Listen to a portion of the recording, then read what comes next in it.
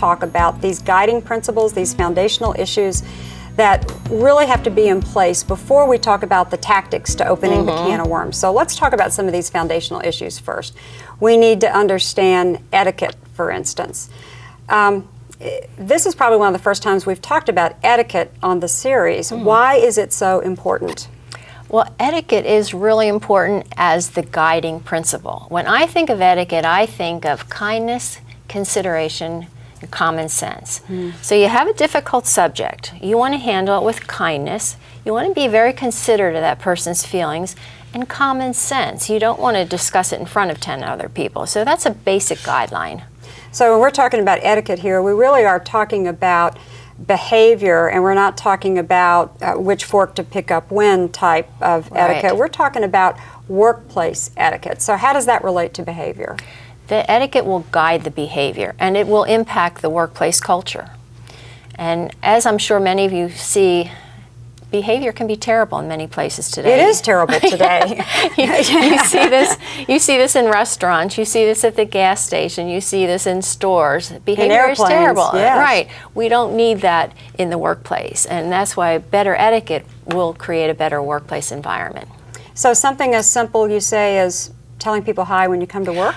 There's a couple basics, and one of them is, how often do you see somebody come into your unit and say hello to people and smile?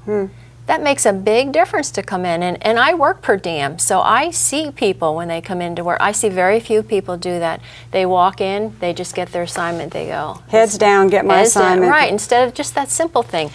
Some other things for etiquette, offering to help others and thanking people when they help you. That is so important, to thank people.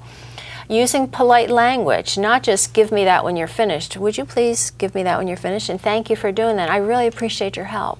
Things like that. It's amazing the response. You get a big smile from people when you use polite language.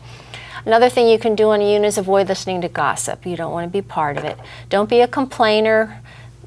What's ever bothering you, handle it. Don't complain and bring everybody down.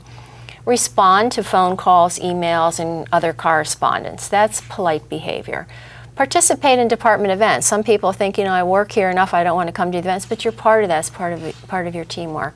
And then the last thing goes with your first point, say goodbye when you leave. Say goodbye, have a nice evening, or have a nice night.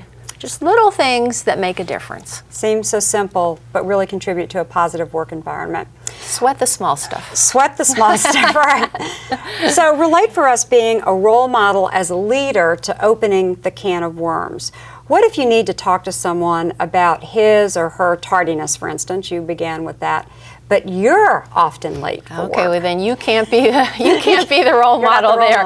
That message is not consistent with your reputation, so you can't address that. And your staff all know your reputation. And they know that. And if you're disrespectful to people, you can't say something to somebody else about being disrespectful to a new graduate. So it has to start. You have to have credibility to speak on the topic. Being really credible and authentic. It starts with me, and it's about me being the role model and having the behavior as a nursing leader I want to see my team exhibit. Is that right? That's exactly right. So you've written extensively about etiquette. You call etiquette the nurse's advantage. Yes.